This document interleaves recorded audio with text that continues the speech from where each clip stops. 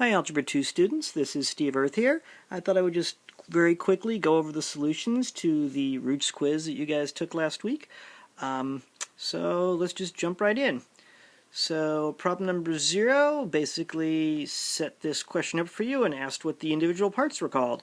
So the 5 is called the divisor, the 7 is called the quotient, the 38 is called the dividend, and then the 3 at the end there, so that is the remainder. So you had to make sure all the spelling was correct, but that's basically what those terms are. The first few problems were just kind of going over definitions of things, making sure you know the vocabulary.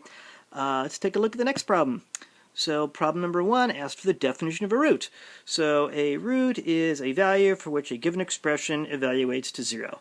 That's basically all you had to say for that. Let's take a look at number 2. So number 2 basically asked for the extension onto the fundamental theorem of algebra. So there are basically two things we learned that were beyond what we learned a couple weeks ago for the first quiz. So the old one was that if you have a polynomial equation, the number of solutions were whatever the degree of the polynomial equation was. But here's the two extensions.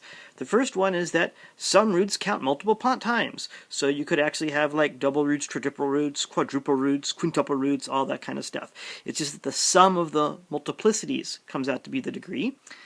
And then the other extension to it is we learn that complex roots come in conjugate pairs. So for example, if 2 plus 3i happens to be a solution, then 2 minus 3i would be a solution. Okay, let's go on to question number 3. So question number 3 asked about what the phrase discriminant.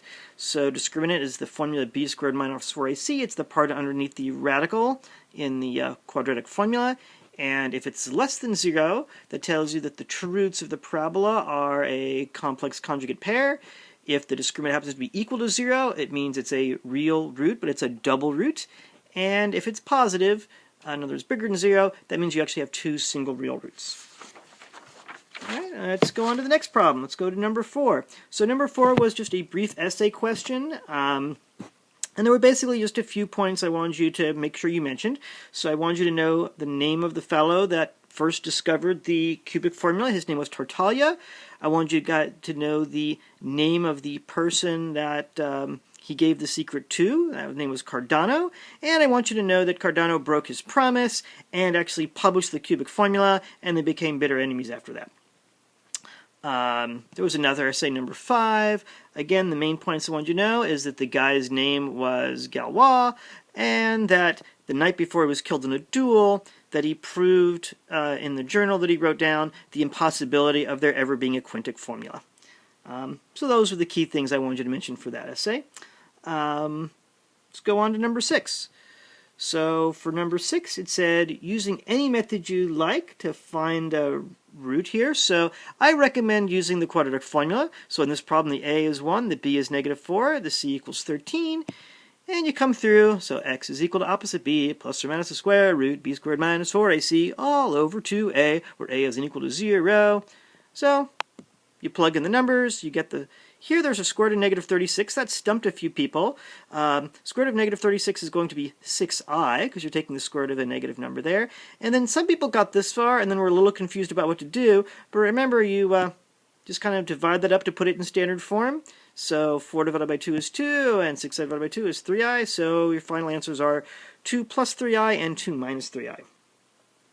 All right, let's go on to number 7. So... Oh, I forgot. It said to verify. I almost forgot. Number 6 said to verify one of your answers. So I just went ahead and verified the... verified the 2 plus 3i. Ignore that gold box there. I just put that on by accident. So you have to go back to the original formula, plug it in. So 2 plus 3i squared minus 4 times 2 plus 3i plus 13. Well, what is 2 plus 3i squared? Well, I'm just going to use perfect square trinomial. So it's first number squared, double the product, 12i. Then you have to do 3i squared, which would be 9i squared. But as we know, I squared is actually negative 1, so that's actually going to be a negative 9. And then don't forget you also have the plus 13 there. Oh, sorry, I lost my place. You also have to distribute the negative 4. Negative 4 times 2 is negative 8. Negative 4 times 3i is negative 12i. Then you stack on the plus 13. Sorry about that, I got ahead of myself. And now you just kind of look for some like terms. So first thing we notice is that the 12i and the minus 12i cancel out. So very nicely there. There we are. 12i and minus 12i cancel out. Then let's just combine the two negatives together. So we see that negative 9 minus 8 is a negative 17. But if you take the 4 and the 13, that's a positive 17. So all together comes out to be 0. And that verifies that it's a root. Because we plugged it in, it came out to be 0. That's the definition of a root. Okay, now let's go on to number 7.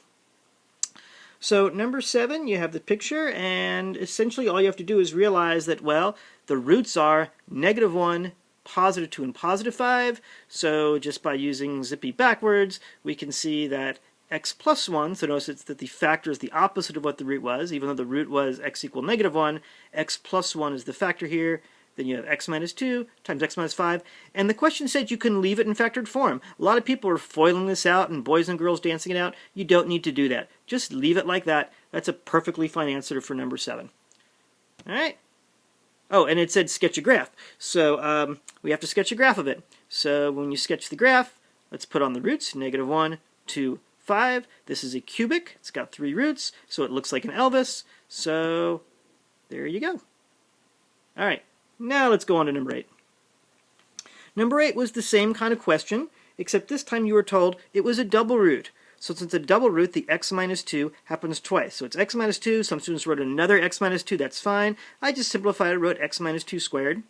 When you put on the graph, so here's going to be a root at negative 1. There's a double root at 2. So remember, a single root crosses through a double root, hits it, and bounces away.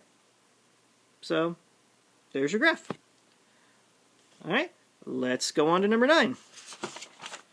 So number 9 basically gave you a picture, and the picture, it hits at negative 3 and bounces away, so it's a double root. So the x plus 3 actually has to be squared. And again, notice since it was x equals negative 3, you actually have x plus 3. So the opposite of the root gives you your factor there. And there was a single root at x equal 4, so we have to tack on an x minus 4. And again, just keep it in factored form. Don't feel like you have to FOIL it out or multiply it out. And we don't need to make a graph this time because I gave you the graph in the problem. So we're done with number 9. Moving on to number 10. So number 10 said, come up with a quadratic. Some people were doing a cubic. So it says, come up with a quadratic where one of the roots is 3 plus 2i. Well, remember, if x equals 3 plus 2i as a root, then by the new extension of the fundamental theorem of algebra, we automatically know that 3 minus 2i is going to be a root. So, again, we just basically sort of use zippy zap backwards, move these over, put them in, so you have x minus, so after you move these over, it's x minus 3 minus 2i, that's one of the factors, the other one is x minus 3 plus 2i. This time we are going to have to multiply it out because we don't want any i's in the final answer. Remember, all the i's should disappear.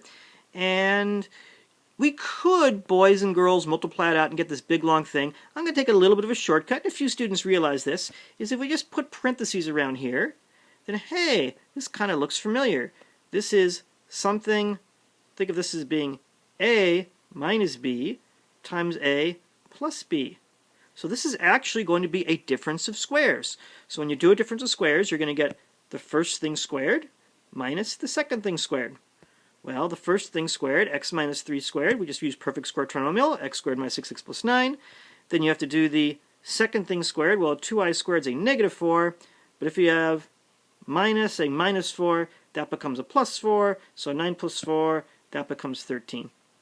So there you are. There's your final answer. So x squared minus 6x plus 13 is a quadratic equation in standard form, and all have integer roots. Not integer roots, integer coefficients. All right, that was number 10. Moving on to number 11. So number 11 says, using any method you wish, find all the values of x which satisfy this equation. So I put it in this form, I distributed through, and most students got that far and they got stumped. But remember, this is one of those quadratic template problems. So think of this as what's in the box. So you have an x squared in the box. So something squared plus 1 times the box, what's there, it's something, minus 12 equals 0. So we just use the quadratic formula. A is 1, B is 1, C is negative 12. So we go through the song. There's your quadratic formula. Now the thing that students missed is they thought this was x equals. But remember, what's on the other side of the equal sign is what's in the box here. So what's in the box is x squared. So this is actually x squared equals that. And now we just kind of look at this. Let's see, a negative and a negative make a positive. 4 times 12 is 48. 1 plus 48 is 49. Square root of 49 is 7. So we've got x squared is equal to negative 1 plus or minus 7 over 2. So let's see. Negative 1 minus 7 is negative 8 over 2. That's negative 4. So that's one possibility. The other one is negative 1 plus 7, which is 6 divided by 2, which is 3. But remember, that's x squared is equal to negative 4, or x squared is equal to 3. So we still have a little bit more work to do. So if x squared is equal to negative 4, that means x is plus or minus 2i. A number of students forgot the plus or minus. They were just writing 2i, or they didn't know what to do with the negative square root. I mean, a square root of a negative number, but just an I thing there. And the other one, again, some students were stumped. They're like, whoa, x squared equals 3. There's no doubt that does it. Sure there is. Square root of 3. But don't forget, plus or minus the square root of 3. So those are your 4 answers. Because remember, the original question had a 4th power. So by FTA, there should be 4 answers. And there are. Positive 2i, negative 2i, positive root 3, negative root 3. So there you go. That was number 11. Moving on to number 12. So this was the example for number 12. It basically said, find all solutions and verify them. So this, it turns out, is another quadratic equation problem. You don't see it, but if you multiply everything through by x, you get 2x squared equals 5 plus 3x. Move these over to the other sides, they become negative, so you get this. So we could use the quadratic formula, but just to be different, let's go ahead and factor it. You could either use the diamond method or splitting the middle term, but no matter how you do it, you end up with this. So just as a quick little verification, if you were to FOIL this out, just to check you get this, 2x times x is 2x squared, 2x times 1 is 2x, minus 5x, 2x minus 5x is minus 3x, negative 5 times 1 is negative 5. So yeah, it checks out. So now we just use Zippy, the zero product property. So either 2x minus 5 equals 0, which means 2x equals 5, which means x is 5 over 2, so that's one of the answers. Or the other parentheses could be 0. So x plus 1 equals 0, so x is equal to negative 1. So those, it looks like, are our 2 answers. But the question specifically said, verify your answers. So first let's verify the x equals negative 1. So we have to do the whole left-hand side, right-hand side thing. You can't just assume it's equal, because that's assuming what you're trying to prove. So first we look at the left-hand side of the original question, which was this. So we come over here, we plug in x equals negative 1 into the left-hand side. So it's 2 times negative 1, which is negative 2. So that's the left-hand side.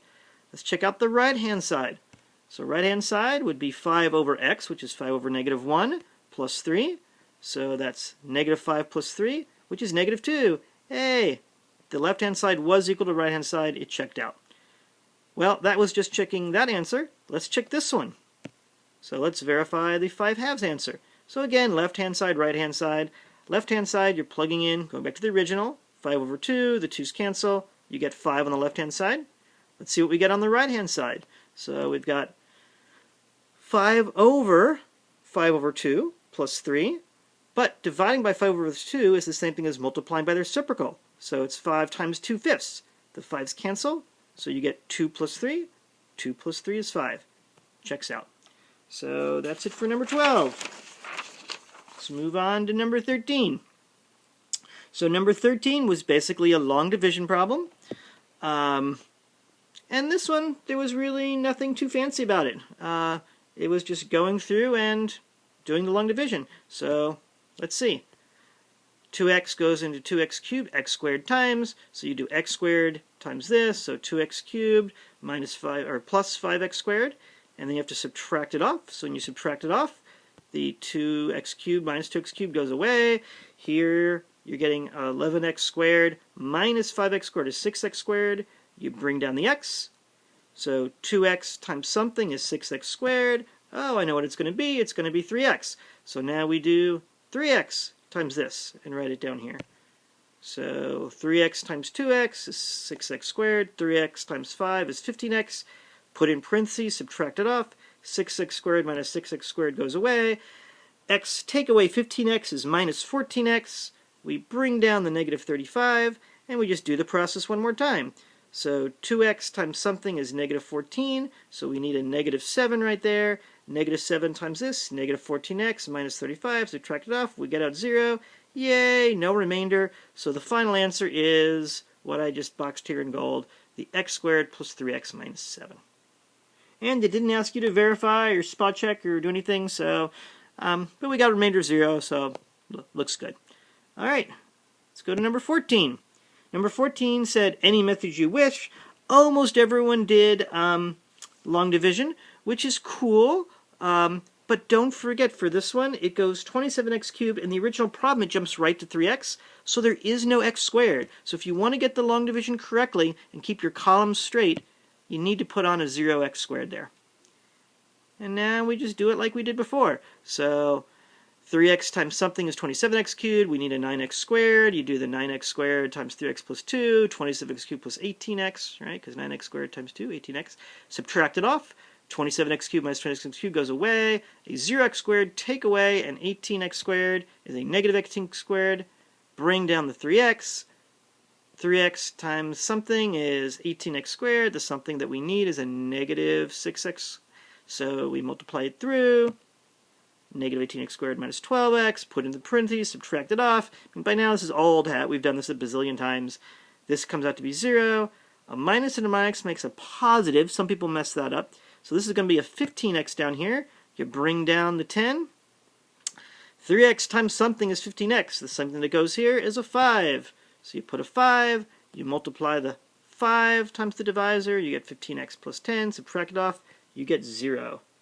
Now this one did actually ask us to spot check our answer. So how do we know that this answer that we got is actually correct? And it specifically said to spot check at 1. So first, let's ignore the answer that we got. Let's just focus on the original question in black and plug in x equal 1.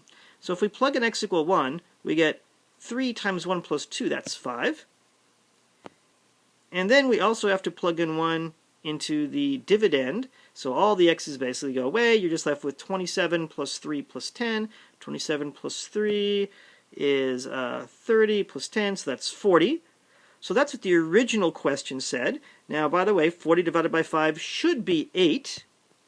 But now let's check our answer. So check our answer. We think it's 9x squared minus 6x plus 5. So if we plug in x equal 1, because we're spot checking at x equal 1, we just get 9 minus 6 plus 5. 9 minus 6 plus 5 is in fact 8.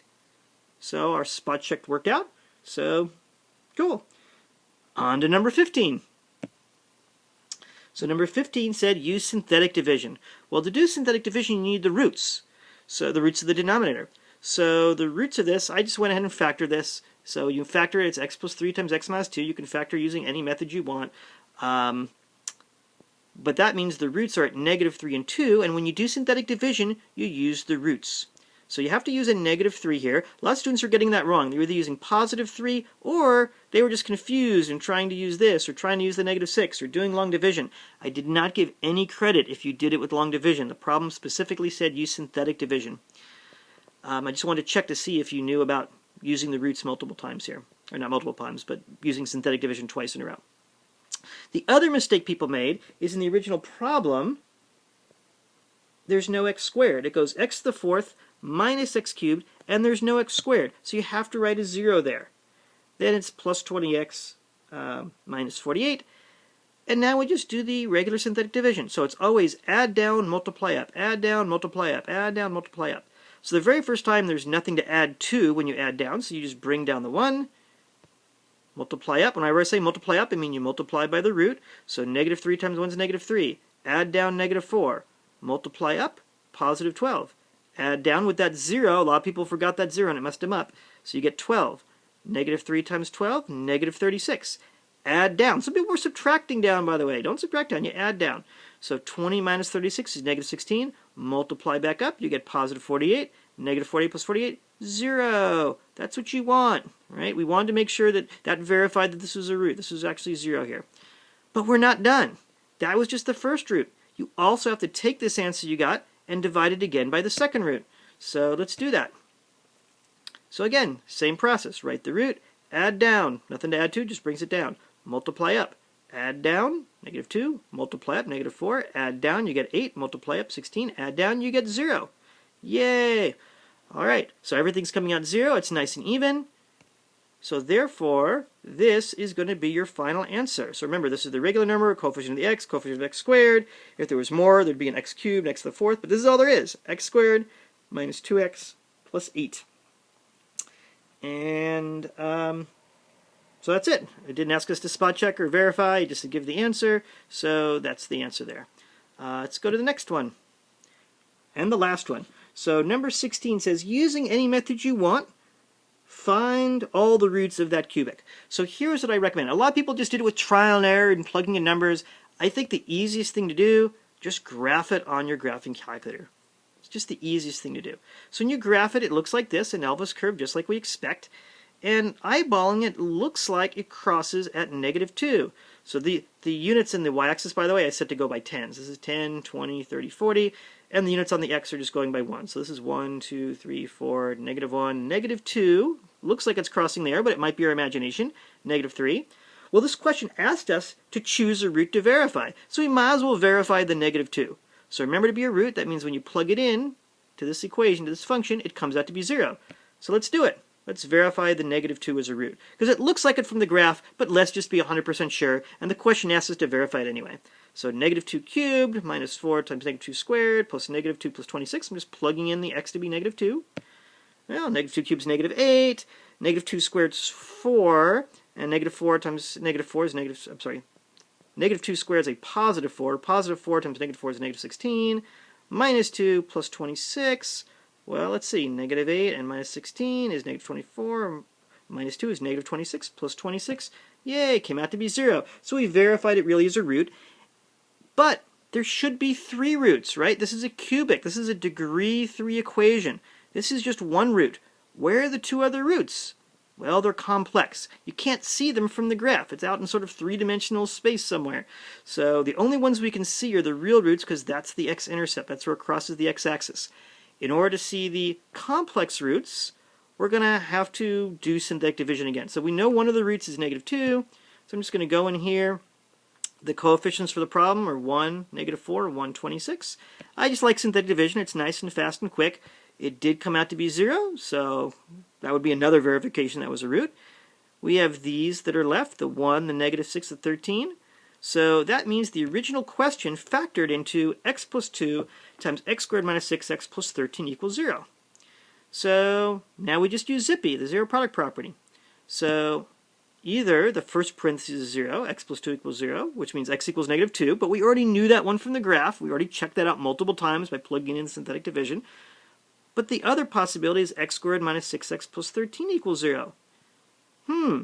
This problem sounds familiar. This was actually number 10. So if you didn't know how to do this at all, you could just use the quadratic formula on it. But if you look back at number 10, we already know what the roots are, because the question for number 10 says that the roots were 3 plus or minus 2i. So those are your 3 roots. One root's -2, the other is 3 plus 2i, the other is 3 minus 2i. So that's it. The other questions were bonus questions. I'm not going to go over these. This has already been over 20 minutes. But these are all the solutions. If you weren't satisfied with your original quiz grade, if you turn in corrections, that's like your admittance ticket to take a retake. Don't forget, the corrections are going to be due on Monday. All right, that's it. Hope this helped. Good luck.